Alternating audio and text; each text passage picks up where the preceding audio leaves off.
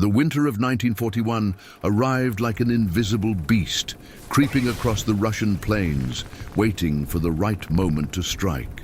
The German troops, who months earlier had marched victoriously across Europe, now marched across the frozen wasteland of the East, believing nothing could stop them.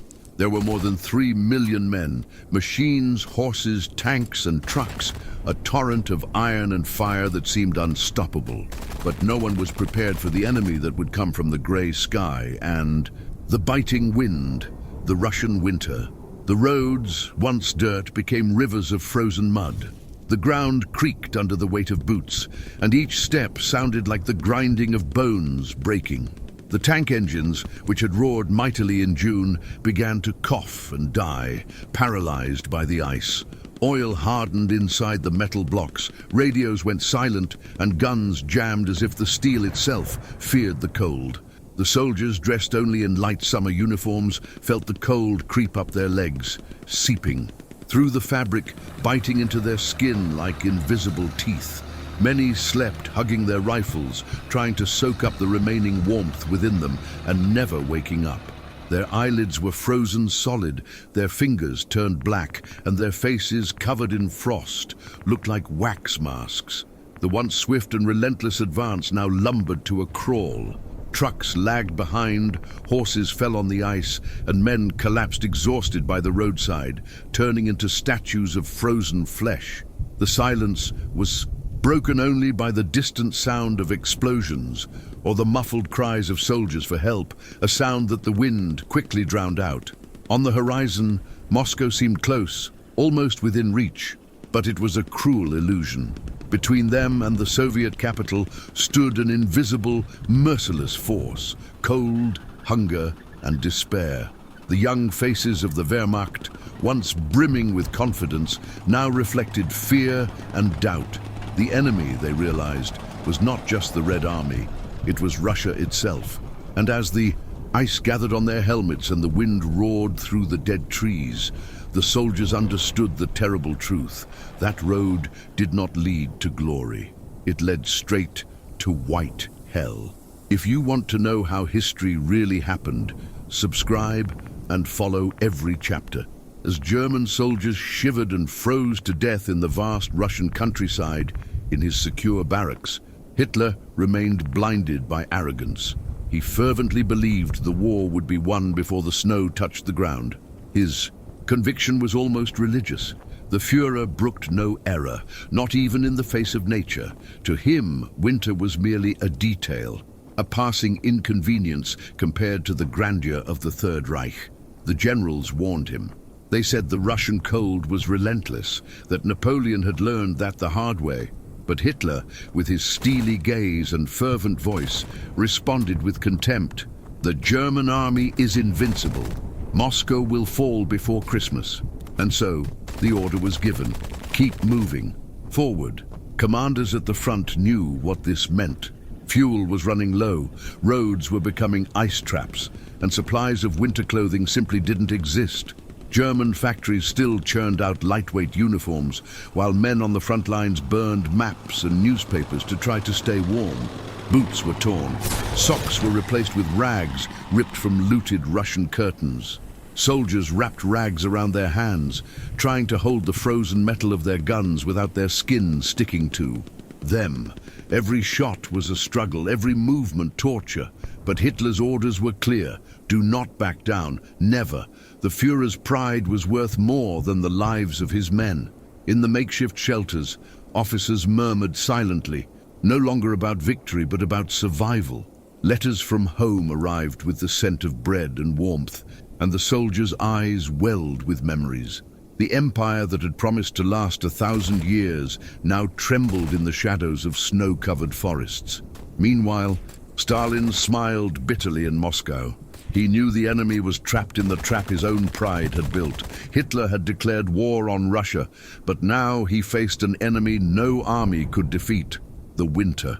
And on the silent white plains, where the wind roared like a hungry animal, German pride began to shatter, one soldier at a time.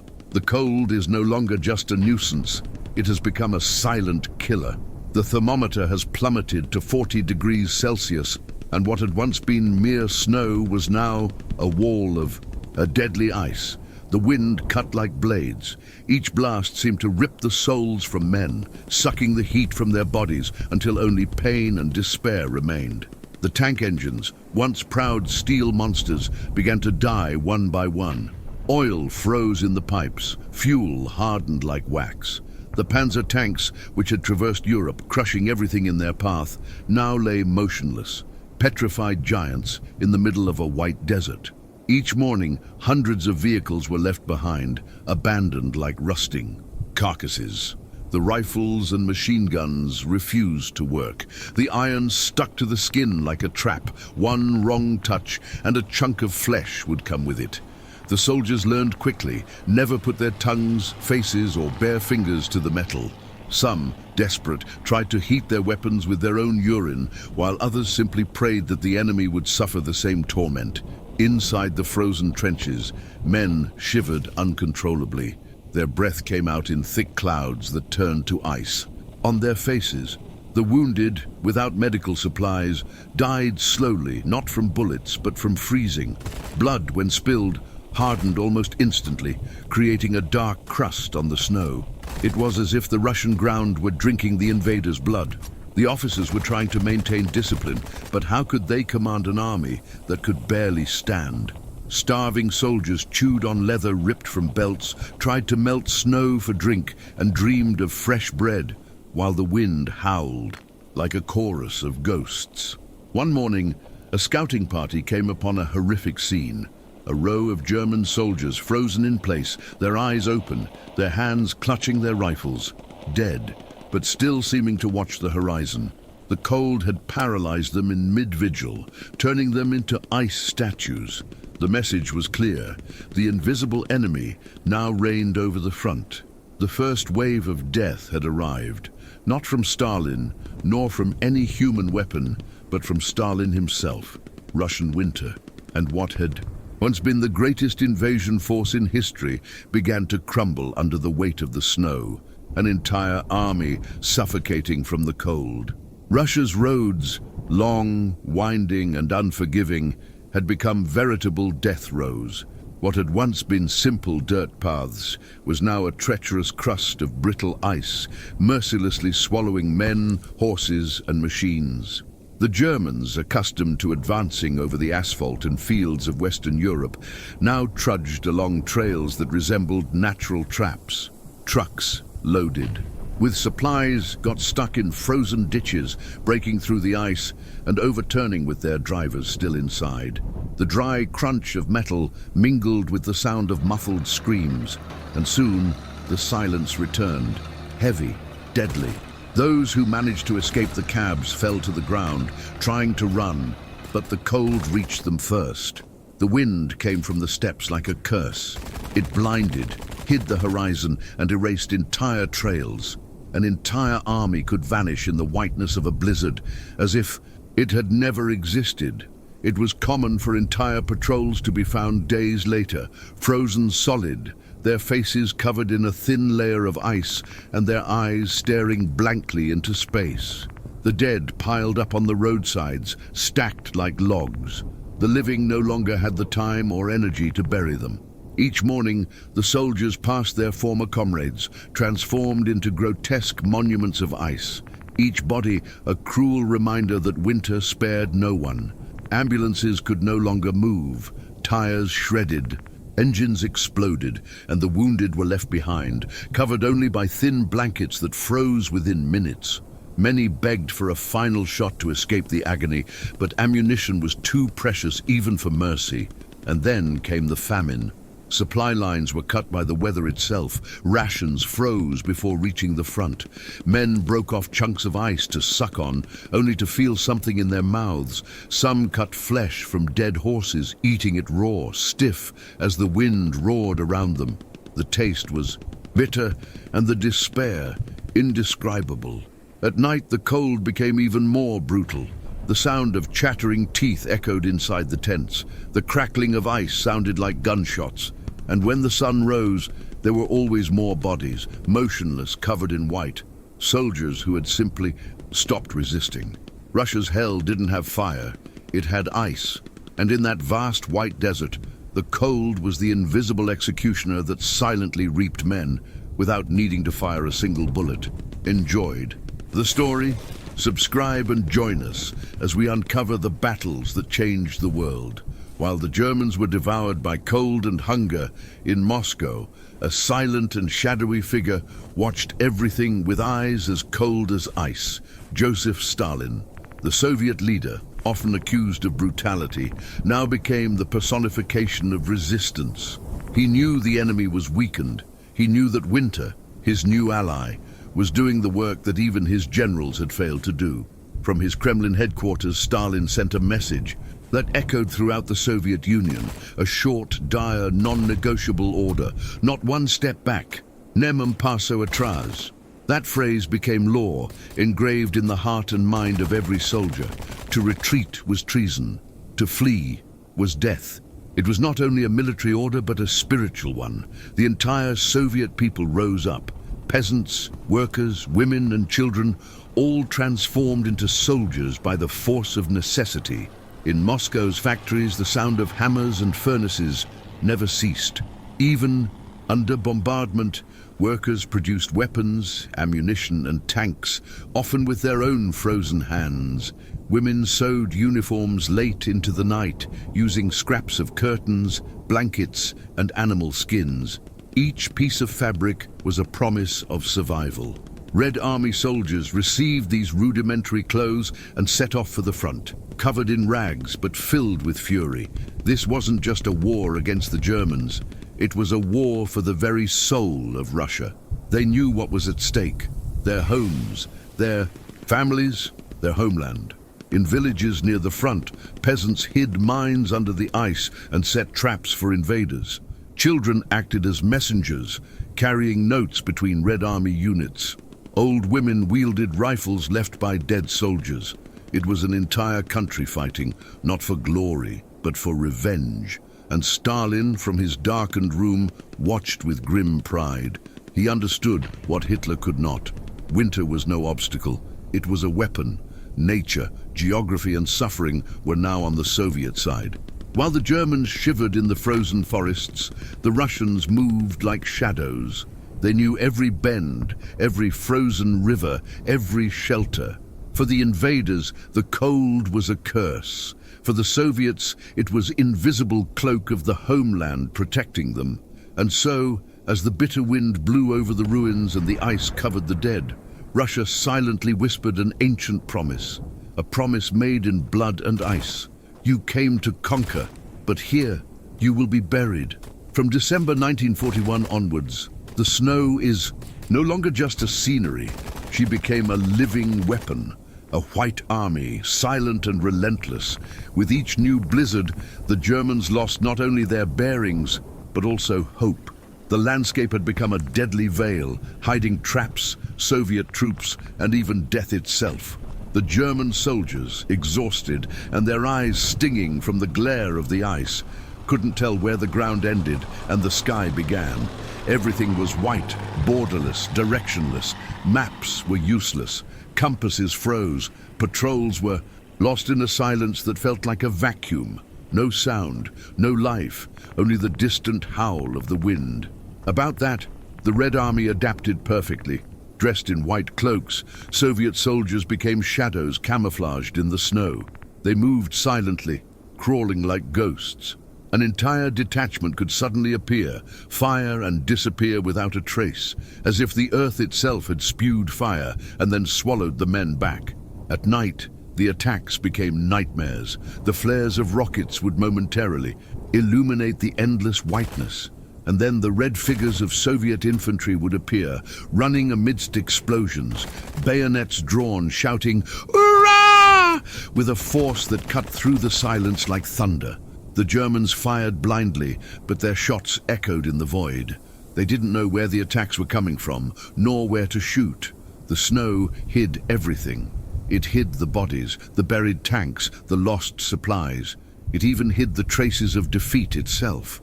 A German commander wrote in his diary, "We fight an enemy we cannot see. Snow is their uniform. The cold is their ally. They are not men. They are specters of Russia, and it was true. The Red Army had merged with the terrain itself. The cold and snow became part of Soviet strategy.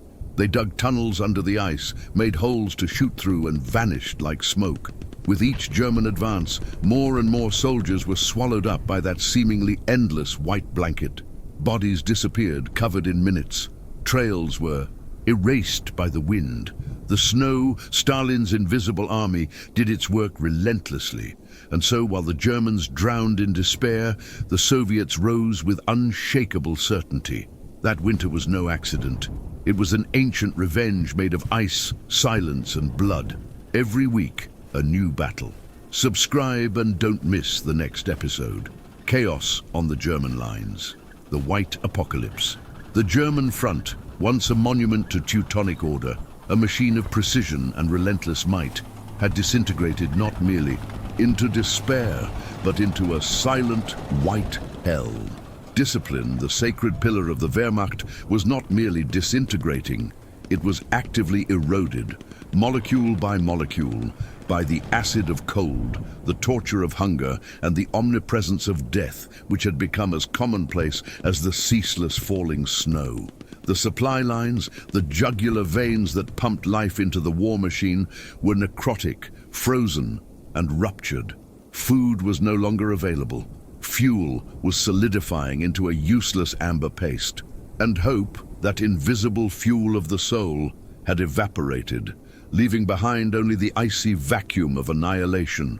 Men who had crossed Poland and France in weeks, chins held high and the arrogance of victory in their eyes, now moved like creatures from a Bruegelian nightmare. They were staggering specters, grotesque caricatures of the soldiers they had once been. The Kar-98K rifle, once a symbol of power, was now a cross of iron and wood, a dead weight they dragged through the snow. The simple act of raising the weapon for the night watch was an epic battle waged in the recesses of a dying will. Their legs, atrophied by malnutrition and exhausted by superhuman exertion, trembled with a violence that prevented them from standing still. Their once proud Aryan faces were now swollen, purple masks of pain, disfigured by frostbite blisters that burst, revealing the black flesh beneath, and by never-healing wounds, gaping and festering beneath the tattered uniforms that offered no more protection than a shroud. The cold, an invisible predator, had seeped into their bones, into their blood, freezing not only their bodily fluids, but their very thoughts, replacing strategy and tactics with the single primal obsession, surviving the next hour, the next minute, the next breath of Siberian wind. The Grand Army of the Reich, the scourge of Europe, was rotting on its feet, devoured from the inside out by an enemy that had neither flag nor general. Communications, the nervous system that connected the command's brain to the army's members, suffered a sudden and silent death. Radios, their batteries turned into blocks of ice, were nothing more than a useless weight on the operators' backs. Orders, when they arrived, were ghostly echoes from a world that no longer existed, carried by messengers setting out on a suicide mission. Many were found weeks later, frozen in their Zundap motorcycles, macabre statues of duty and futility, or simply disappeared, swallowed by blizzards that appeared out of nowhere with the fury of an angry god. It was a systemic collapse, the silent shutdown of a war machine that believed itself perfect and eternal. In the husks of Russian villages, officers who once dined with silverware in French castles now acted with the desperation of cornered animals. Doors were ripped off, sacred icons were desecrated to fuel bonfires that spewed more smoke than heat. The izbas, the wooden houses that for centuries had sheltered Russian life, became dens of agony. Inside, in the dim light dimly lit by a makeshift oil lamp, soldiers with hollow, feverish eyes shared a single moldy loaf of bread with the solemnity of a last communion. The final act of degradation was to boil the leather of boots, belts, anything chewable. The nauseating smell of rubber and burnt leather mingled with the sweet odor of gangrene, creating the characteristic perfume of that hell. A young soldier from Munich, no more than a boy, could be seen vomiting violently after his first leather meal, her tears freezing instantly on her dirty face. The horses, the noble creatures that had pulled the cannons and supplied wagons for thousands of miles, disappeared with alarming speed. Their bodies, when found, were quickly butchered with bayonets and combat knives. The flesh, hard as marble, was chipped away and melted over the flames, an unholy sacrifice. A veteran sergeant who had fought in World War I was seen stroking his horse's head, whispering apologies before delivering the fatal blow. He ate his fill that night, but his eyes never again betrayed any emotion. The cold was an impartial reaper. Dawn brought not the relief of the sun, but the confirmation of more losses. Sergeants, their faces covered in ice, passed through the trenches and makeshift shelters, shaking the men. Some simply did not move, their bodies frozen in the position they slept. Death had become so common that the main concern was removing the corpse so it wouldn't occupy space that could be used by a living person. A soldier might wake to find the man beside him dead, his body radiating a chill that seemed to suck the heat from the room. In command posts, the veneer of authority was cracking. Officers, once impeccable in their uniforms, now wore rags and stolen blankets. The certainty of victory had been replaced by the certainty of annihilation. They knew they were doomed, but the regime's discipline and fear were so deep that surrender was unthinkable. One general, looking at a map that had become useless, was heard muttering to himself, "We have been abandoned by God and Berlin." Madness was contagious. The constant bombardment, hunger, cold, and the incessant vision of death shattered even the strongest minds. Soldiers were struck by white fever, a condition in which the snowy expanse exerted a hypnotic and deadly allure. They would strip naked and run into the steppe, laughing and singing as if they were going to a festival. They were found days later, ice sculptures with a frozen smile on their faces, a terrifying image of peace. And in this abyss of chaos, a dark epiphany spread like a virus. The war was no longer for the fatherland or the Führer. War had been reduced to its purest, most brutal form, a desperate, individual struggle for the next heartbeat, the next sip of dirty water, the chance to feel the faint warmth of the sun once more. The army that had seen itself as the vanguard of a new era was now nothing more than a horde of dying men crawling away from the enemy they could not defeat, the Russian winter itself. The Eastern Front, the stage destined for the coronation of the Third Reich, had become its mausoleum, a white, endless cemetery where Germanic arrogance was buried under a meter of snow. If you respect those who fought, join us, subscribe, and keep their memory alive.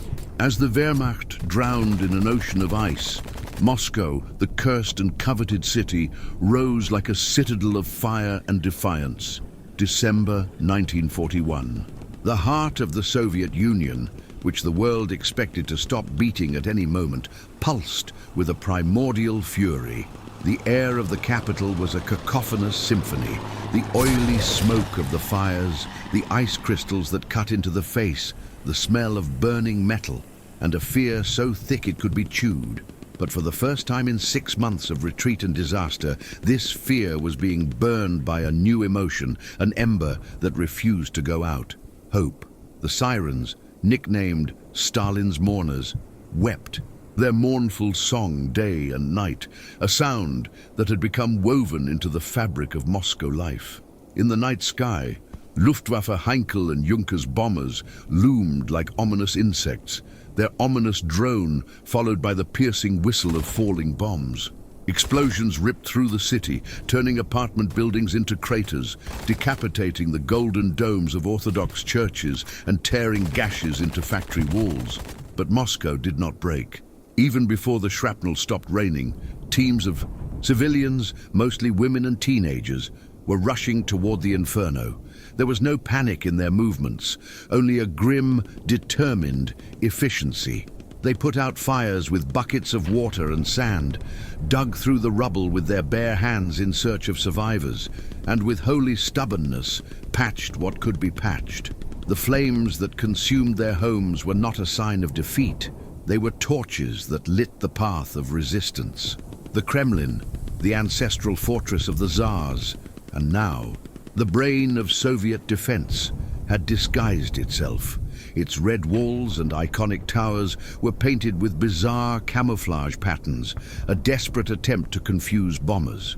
Lenin's mausoleum was covered by a wooden structure to protect it. But behind this facade, the iron will of the regime remained intact. Stalin, in his wood-paneled office, had rejected all suggestions of evacuation. His presence in the city was a message more powerful than any speech. With a calm that bordered on the supernatural, he spoke on the phone with his generals, especially with the newly arrived Georgy Zhukov, the man in charge of the miracle. "The retreat is over," his deep, guttural voice echoed. "Not a step back. Moscow will be the anvil on which the hammer of the Red Army will crush the invader." In the streets and parks, an epic transformation was taking place. Hundreds of thousands of Muscovites, men too old for the front and women whose strength seemed inexhaustible, dug into the frozen earth. The anti-tank ditches known as Stalin's smiles stretched for miles, a challenge of earth and ice to the panzers. Children, their faces red from the cold, formed human chains to pass sandbags, their small bodies contributing to the defense of the homeland. The factories, some still being built while already producing, were the beating heart of the city. Workers, fueled by hot tea, brown bread, and patriotism, operated their machines in 12, 14, and 16-hour shifts. They slept on cots beside the assembly lines, the deafening roar of the presses, and hammered their lullaby. It was the sound of survival, the rhythm of a city that refused to die. The spirit of "not a step back" permeated every citizen. Workers' militias, the Opolchenia, marched through the streets armed with whatever was available. University professors learned to operate Maxim machine guns. Philharmonic musicians filled bottles with gasoline to make Molotov cocktails. The defense of Moscow was not just a military operation. It was an act of collective will, the decision of an entire city to fight to the last man, woman, and child. And then a new ally joined the fight, an ally as old as Russia itself. Soviet propaganda, in a stroke of genius, personified winter. General Moroz, General Frost, was presented not as a suffering to be endured, but as a weapon to be wielded. The phrase, "General Winter is with us," spread like wildfire. Suddenly, the cold that was savaging Muscovites was seen as the same cold that was killing the Germans.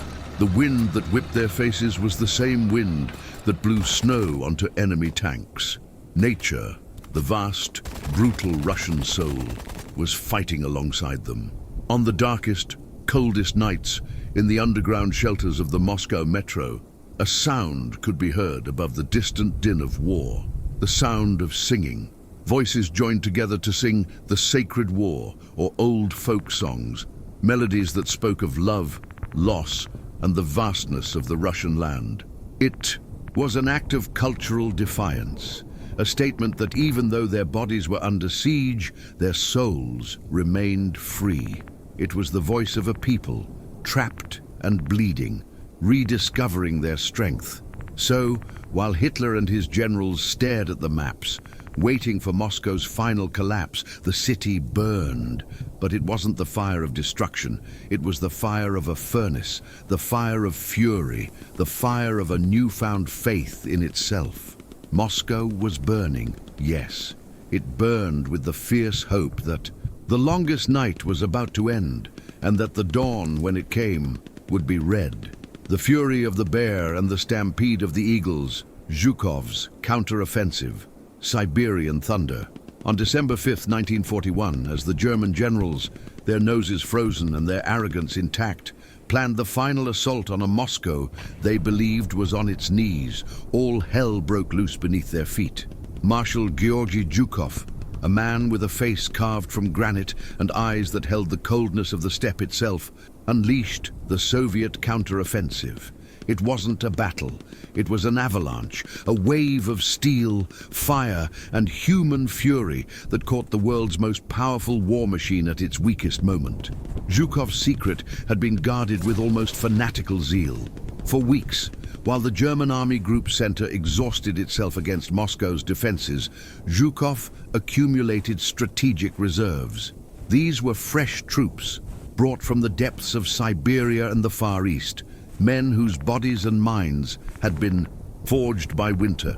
They did not fear the cold. They understood it, respected it, and knew how to use it to their advantage.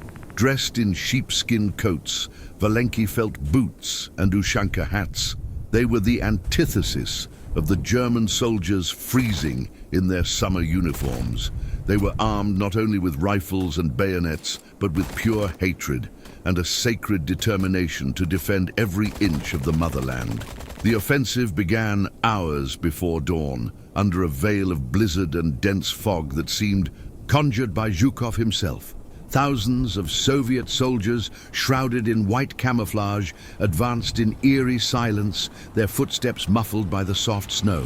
To the German sentries, exhausted, hungry, and half frozen at their posts, the world was a silent white blur. When the first artillery rounds ripped through the stillness, the sound was so disorienting that many thought it was winter thunder, a bizarre natural phenomenon. But then, the ground began to shake. T-34 tanks, whose diesel engines were less susceptible to freezing and whose wide tracks gave them superior mobility in deep snow, emerged from the fog like prehistoric beasts. They cut through the ice and snow like blades, their 76mm guns spewing fire and death. Shells exploded over the German positions, and the pure white snow was instantly stained with the dark color of earth and the bright red of blood. Next came the infantry. The Siberian soldiers attacked in human waves, shouting "Ura!", a guttural war cry that terrified the Germans. They did not advance in straight lines, but used the terrain, appearing and disappearing among the snowdrifts and trees, attacking the flanks, surrounding machine gun nests, and annihilating them with savage fury. In the frozen forests surrounding Moscow, the scene was even more terrifying. German patrols, already lost and demoralized, were hunted like animals. The ice, which had been their enemy, was now the ally of the partisans and Soviet troops. Every misstep, every broken twig betrayed the German position. Men slipped, fell, and were killed by a bayonet that emerged from the white before they could even get up. Escape was a trap. Many, in their panic, ran in circles, only to stumble over the frozen corpses of their own comrades, their faces a mask of eternal terror. As chaos consumed the German front line, Zhukov, from his underground command post, orchestrated the symphony of destruction with icy calm. Messengers on skis glided across the snow, carrying handwritten orders that transformed localized attacks into a coordinated and deadly offensive. Each Soviet advance was calculated to exploit a weakness, to cut a line of retreat, to push the Germans ever closer to disarray and total collapse. What had once been an organized battlefront was now an open-air slaughterhouse, trenches littered with frozen bodies, disemboweled horses, broken panzer tanks, and countless men in field-gray uniforms, frozen in postures of supplication or defiance. By the end of the first day, thousands of Germans lay dead or dying in the snow. But for the Red Army, every meter of land recaptured was a momentous victory. They weren't just driving out an invader, they were avenging their brothers, fathers, and sons who had died in the previous months.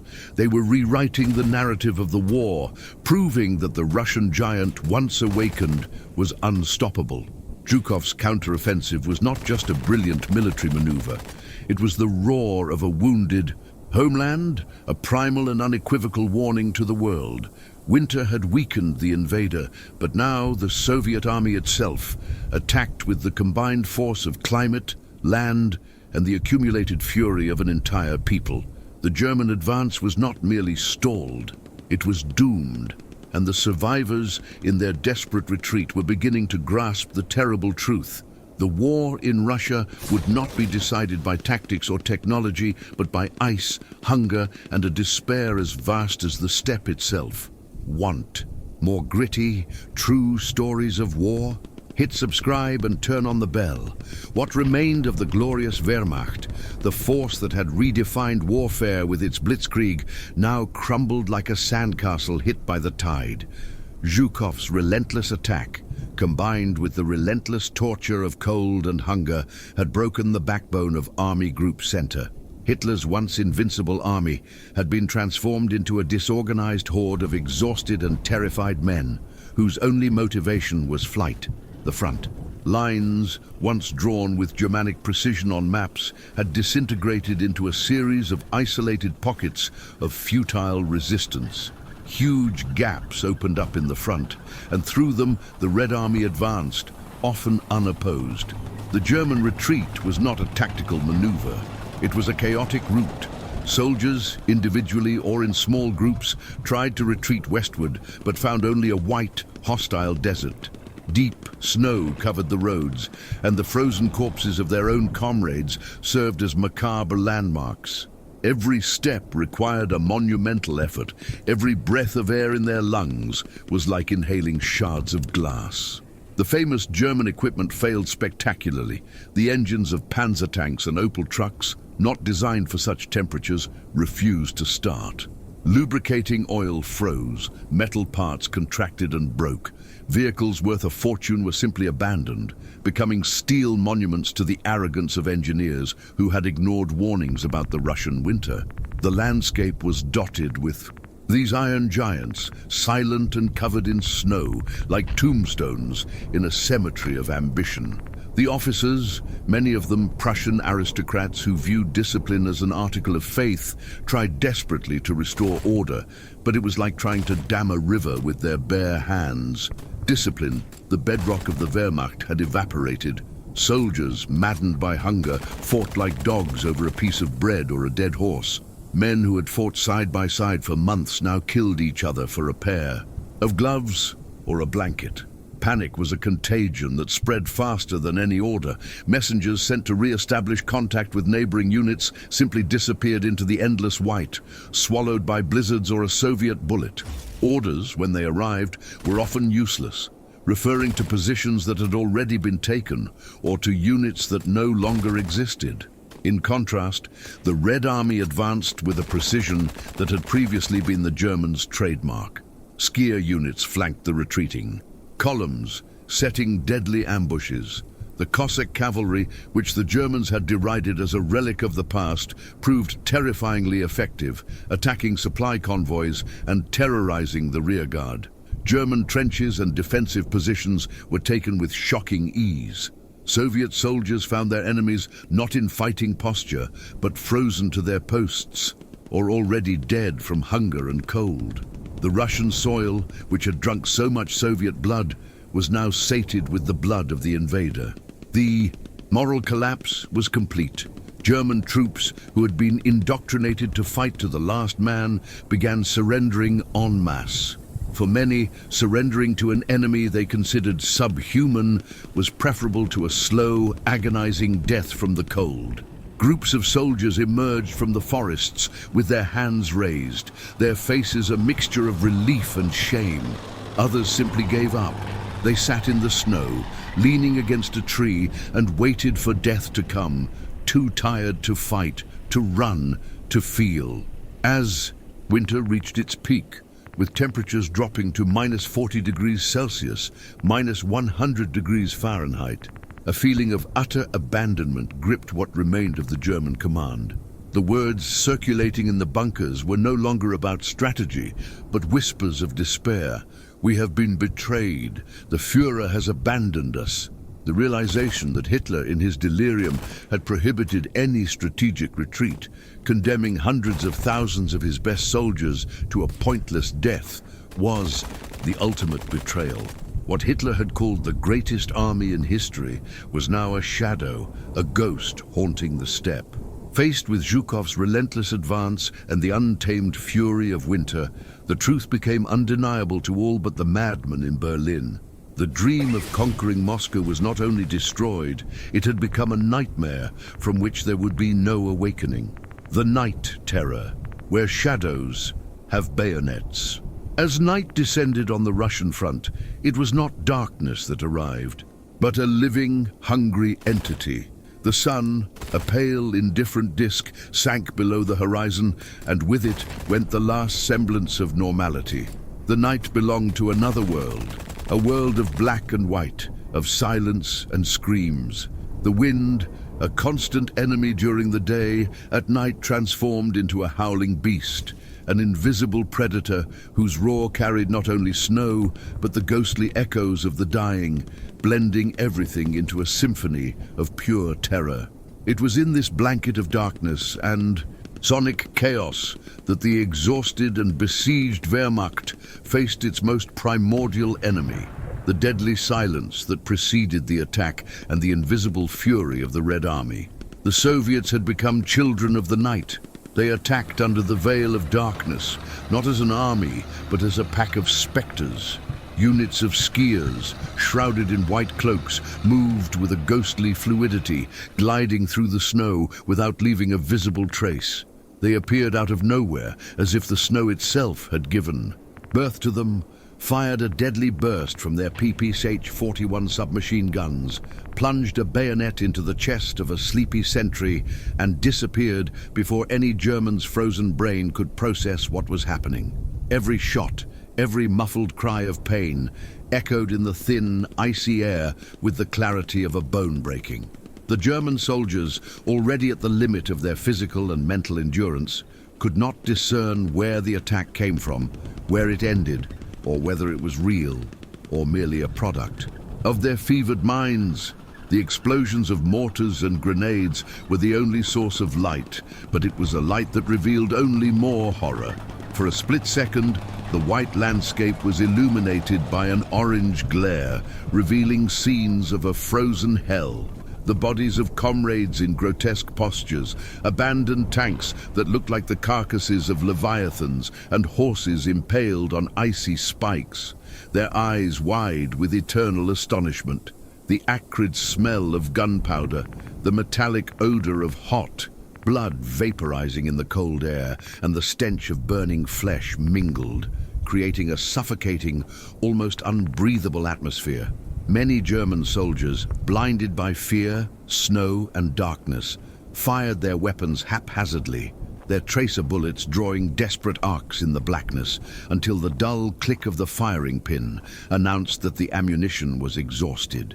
Others, panicked, tried to retreat, only to stumble over the stiff, frozen bodies of their comrades, falling into a tangle of stiff limbs from which they could no longer rise. With each passing night, the attrition rate became unsustainable. Officers, their voices hoarse and broken, shouted orders that the wind stole and carried away. Men whose bodies had consumed their last reserves of energy simply collapsed in the snow, overcome by exhaustion, frostbite, or sheer terror, and were left behind, their groans quickly silenced by the cold. The madness became an epidemic. Soldiers, their eyes bulging with white fever, rose from their trenches and ran into the darkness, screaming at ghosts only they could see, until a bullet or the cold itself silenced them. Others were swallowed by the anti-personnel mines the partisans had sown beneath the snow. The explosion was a dull, almost discreet thud, and the man simply disappeared, his remains blending into the indifferent white landscape. The cold, which during the day was a methodical torturer, at night became an active killer, working in collusion with the enemy. Every breath was an icy knife to the lungs. Every movement was agony. Even the bravest veterans, men who had faced the fires of hell at Stalingrad, realized that here, in the Russian night, there was no shelter, no defense. Night transformed the battlefield into a theater of invisible death, where the cold and the Soviets were two arms of the same monster, turning each hour of darkness into a nightmare from which many would never wake. For the Germans, terror no longer came solely from the threat of a bullet or a piece of shrapnel. It came from the night itself, from the howling of the wind, from the snow that seemed to have a life of its own, swallowing up tracks, muffling sounds, and concealing a death that could come from any direction, at any moment. Every survivor who saw the sunrise knew with a soul-deepening certainty that many of the familiar faces from the night before were gone forever. The frozen silence of dawn, punctuated only by the crackling of ice, was more terrifying than the most intense artillery barrage. And so, in the beating heart of the Russian night, the Wehrmacht finally understood that it was not fighting an army, but the land itself, against primal and implacable forces, the darkness, the snow, and the fury of a desecrated homeland. Fear was no longer a psychological state, it was a physical condition, tangible, sharp, and above all, deadly. If this story gripped you, subscribe. Decades of battles await the horror of the Russian winter, already indescribable in its magnitude, reached its peak of macabre surrealism when Soviet reconnaissance patrols began making a discovery that defied logic and the very nature of death. They found German soldiers frozen in place, alone or in small groups, as if time and life had been instantly ripped from them. Men who, hours or days before, had marched with the arrogance of conquerors were now statues of ice, eternal sentinels at a post that no longer existed. They stood motionless, silent, gripping, their rifles with fingers that had fused to the metal, their open glassy eyes fixed on a horizon they would never reach. They were dead, but their bodies refused to fall. The scene was so bizarre that initial reports were met with disbelief, but the evidence was undeniable. They were men frozen in mid-motion, an officer with his hand raised as if about to give an order, a radio operator with headphones on his head, his mouth half open as if mid-transmission, a soldier kneeling, aiming his rifle, his index finger frozen a millimeter from the trigger.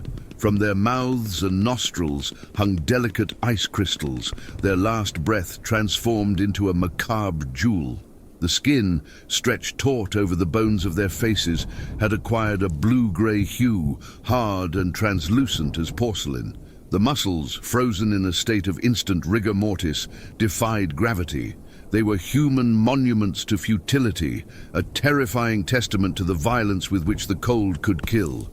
For the Soviet soldiers, hardened men accustomed to the brutality of war, the sight was deeply disturbing.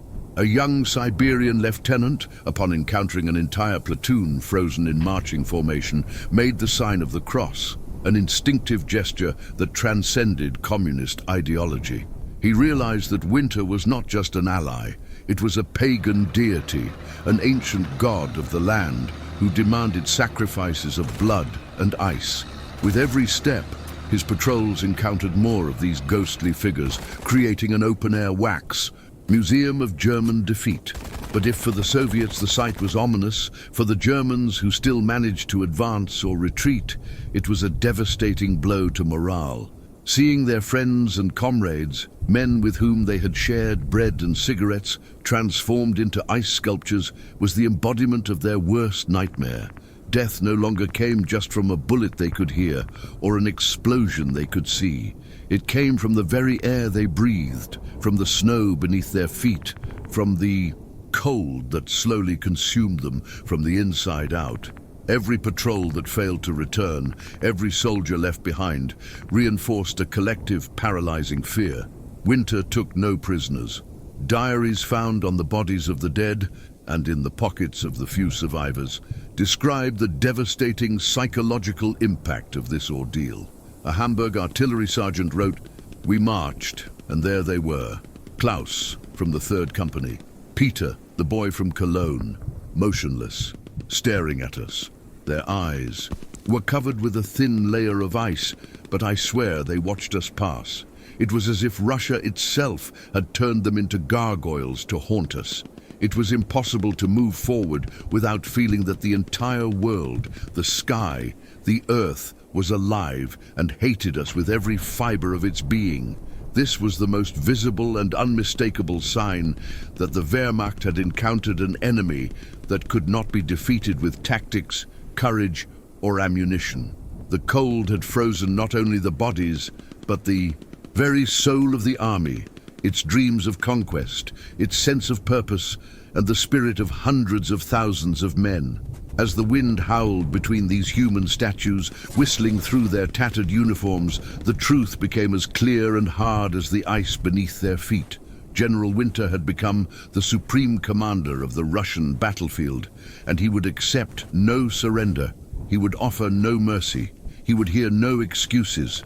Every step forward was now a gamble against time, against nature itself, and against the ever-present specter of icy death. Subscribe to see the truth behind the campaigns. No sugarcoating, just facts. When the sun, a pale, disinterested eye, finally dared to rise above the horizon, its light brought neither warmth nor hope. Instead, it poured over the endless white of the Russian steppe like a chemical reagent, revealing the true, terrifying scale of the catastrophe. What remained of the German battlefront was a profound, absolute, and deathly silence. It was not the peace that followed the storm, but the emptiness that took the place of life. The sound of marching boots, the roar of panzer engines, the cries of command and agony, all had been erased. What remained was only the sound of the world itself, in its most primordial state, the piercing whistle of the wind blowing over an open-air cemetery, a museum of frozen bodies, abandoned tanks like the carcasses of steel beasts, and long, dark trails of blood congealed in the snow like the brushstrokes of a mad artist. The chaos of battle had passed, but it had left behind a landscape of death and desolation so vast and still it seemed to belong to another planet. The few German soldiers who survived the night and the offensive moved through this landscape not like men, but like ghosts. They walked with hunched shoulders, their eyes glazed and fixed on the ground, avoiding the gaze of the ice statues that had once been their comrades. Their steps were slow, dragging, each movement a painful negotiation with a body that had already given up. Each breath was a struggle against the air that burned their lungs like acid. They did not speak. Language had become superfluous in the face of the magnitude of the defeat. What was there to say?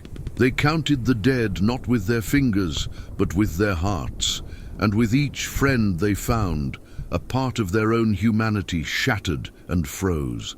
To see a trench comrade, with whom he had shared a cigarette hours earlier, now an ice sculpture with his mouth open in a silent scream, was the most brutal reminder of the price paid for the arrogance of marching on Moscow without due respect to its oldest and most implacable guardian, winter.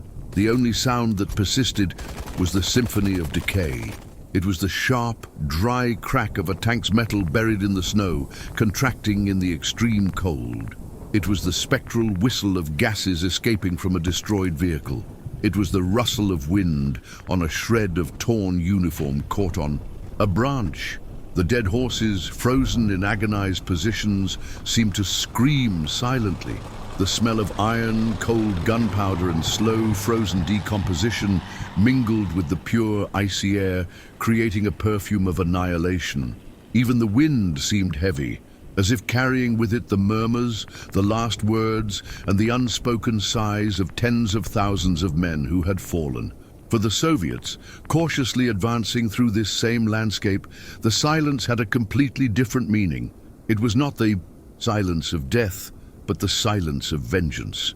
It was the mute testimony of the motherland's resilience, the final proof that the Red Army and the Soviet people had survived where the world's most feared war machine had failed. Every German trench retaken, now silent and filled with dead. Every village liberated, every Russian soldier remaining standing after weeks of hellish fighting, represented not only survival, but the victory of life over white death, the victory of the earth over the invader. In the diaries found in the pockets of dead German officers, these scenes were described with the clarity of despair. Major von Harden, a Prussian aristocrat, wrote in his last entry, "The silence. It's worse than artillery. The noise of battle, however terrible, is the sound of struggle, of possibility. This silence is the sound of the end.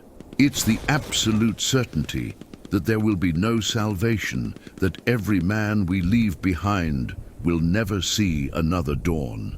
The snow isn't just covering our dead. It's burying us alive. It's the shroud of our army and our pride. We are irretrievably defeated." And so, the battlefront that had once symbolized the triumphal march and invincibility of the Third Reich became a frozen landscape of defeat, an epitaph written in ice and blood. Chaos, hunger, and cold had completed their work with terrifying efficiency. The survivors, on their ghostly march to nowhere, knew that the war in Russia had changed forever. It would no longer be decided by tactics, but by endurance, not by tanks, but by the ability to endure pain, not against an army, but against an invisible killer called winter. The silence after the chaos was more than the absence of noise. It was a sentence. It was the final verdict, etched in the ice, in the bodies, and in the shattered minds of all who still breathed. It was proof that in the vastness of Russia, human arrogance is but a brief, insignificant sound, quickly swallowed by the eternal silence of the big snow. What remained of the Wehrmacht, the pride of the Third Reich, was now moving backward. But this was no tactical retreat, no strategic maneuver to regroup and fight another day. It was a rout, a chaotic, dishonorable, and deeply humiliating escape. What had once been an invincible army, a steel serpent stretching hundreds of kilometers, was now a procession of specters, a long, winding funeral truce dragging itself through the deep snow. They carried their wounded, their broken weapons, their torn flags, and above all, the crushing, unbearable weight of absolute defeat. The soldiers, automatons driven by a final instinct for survival, tried to escape the white hell they themselves had created. But the roads, which on the way there had been the path to glory, on the way back became death traps. The treacherous black ice betrayed them at every step. Trucks and armored vehicles, their engines frozen, got stuck in snowbanks that seemed to grip them like claws. The horses, already skeletal and exhausted, simply collapsed, their large bodies sinking into the snow, their dull eyes reflecting the grey sky before fading. And the men who could no longer go on, whose feet were black with gangrene or whose lungs had frozen, were simply left behind. They were abandoned to the white death that awaited them, a patient and hungry presence at the roadside. Some officers, still clinging to a last shred of authority, were dragged along by their desperate troops, shouting orders to restore an order that no longer existed, their voices lost in a sea of despair that could no longer be contained.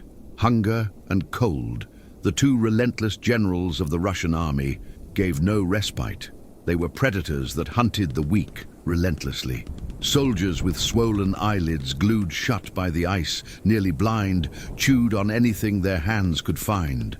Leather strips from their own belts, the bark of a lone tree, the remains of an emergency ration that had turned into a block of ice. Many were so weak, so consumed by malnutrition and hypothermia, that simply holding a rifle was an impossible task. They simply dropped it in the snow and continued to crawl, or sat and waited, with terrifying calm, for Soviet patrols to find them, or for the snow to cover them forever. Each day of retreat seemed to last an eternity, and every meter of advance westward was paid with an exorbitant price in human lives. Morale was no longer an issue. It had ceased to exist. Men who months before had sung marching songs and dreamed of conquering Moscow now wept silently, the tears freezing instantly on their dirty, bearded faces. They murmured to themselves, conversing with ghosts, their wife in Berlin, their children in Munich, their home village in Bavaria.